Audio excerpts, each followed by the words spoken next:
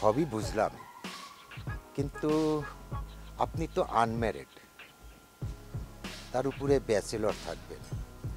আমার স্ত্রী মনে হয় এটা অ্যাকসেপ্ট করবে না। সেটা আমি জানি, কারণ দুদিন আগে ওনার সঙ্গে আমার আলাপ হয়েছিল। ভাইয়া, আপনি তো অন্য বাড়িওয়ালাদের মতো না, আপনি একজন শিল্পী, আর আপনার মন মানসিকতা অন্যদের থেকে আলাদা হবে, এটাই তো স্বাভাবিক। আর সেই আত্মবিশ্বাসে আমি আপনার বাসাটা ভাড়া নিতে চাচ্ছি।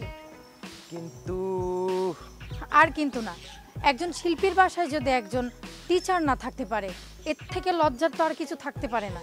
আর এই সমাজ আপনাকে আর আমাকেই তো বদলাতে হবে, তাই না? হিট হয়ে গেলাম তো।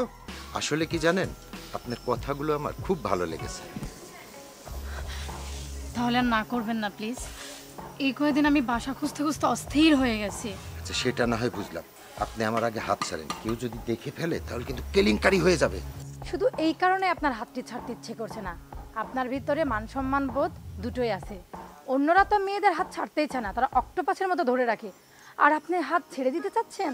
জি ভাই, আমি কিন্তু আসলে সেই ধরনের মানুষ না রে ভাই। এই কারণে আপনাকে আমার এত ভালো লেগেছে, কারণ শিল্পর মধ্যে যার বসবাস সে মানুষ সকল কিছুর ঊর্ধ্বে। তারপরেও বলবো, জোর করে তো আর কারো বাসায় থাকা যায় না। আসি তাহলে, চলতে চলতে ঠিকই আমার গন্তব্যে পৌঁছে যাব। দাঁড়ান, বাসা ভাড়া দিবেন আমাকে? থ্যাংক ইউ ভেরি মাচ ভাইয়া। Most welcome. আমার বাসাটা খালি আছে, আপনি ইচ্ছা করলে যে কোনো দিন উঠতে পারেন। আসি।